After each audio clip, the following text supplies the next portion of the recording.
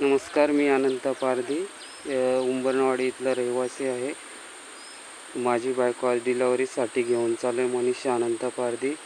तर रस्त्यामुळे या बिकट अवस्था आली आमच्या गावात.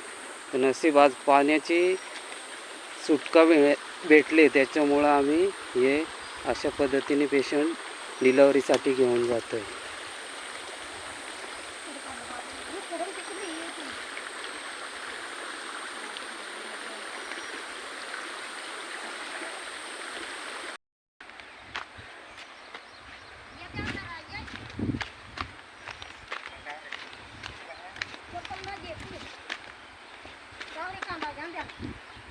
आमच्याकडं माझ्या गावाचं नाव आहे उंबरनेवाडी. 3 वाड्या आहेत, उंबरनेवाडी, आरकासवाडी आणि पिरकडवाडी.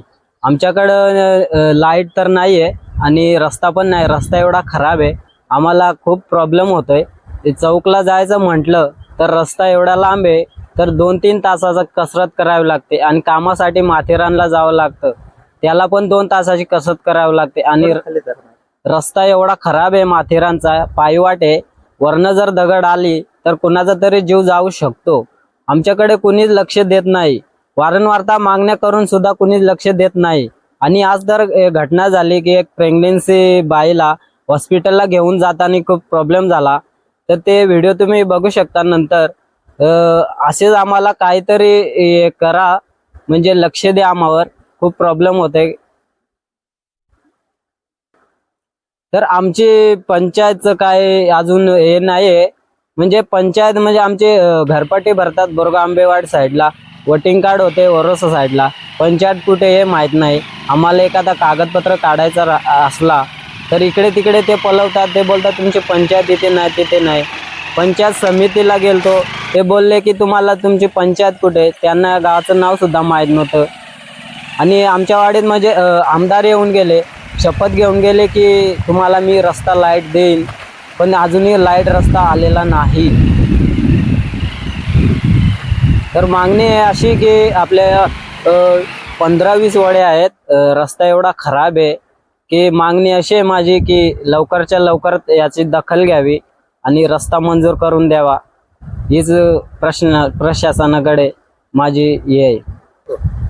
माझी हात जोडून नम्र विनंती आहे की आम्हाला खूप प्रॉब्लेम होते. खूप वर्षे झाली, 40-50 वर्षे झाली आम्ही अजून अंधारातच राहतोय. गावात लाईट नाही, रस्ता नाही. तर हात जोडून नम्र विनंती आहे आम्हाला, काहीतरी प्रशासनाकडे एकच नम्र विनंती आहे की आम्हाला या सुविधा द्या. हात जोडून नम्र विनंती आहे.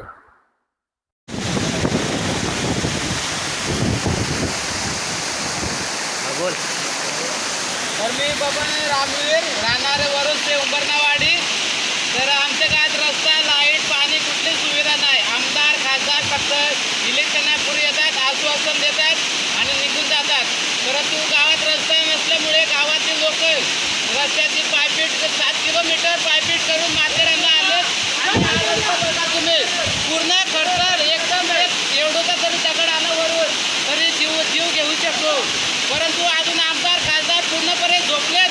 मंत्री फक्त तिथं इलेक्शन पुढे आपल्या मंत्र्याला बसतात.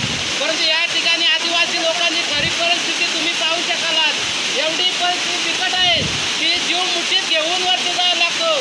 त्यामुळे तुम्ही इकडे बघू शकता किती पब्लिक आली आहे वरती. तर कधी इकडे जाऊन चाला.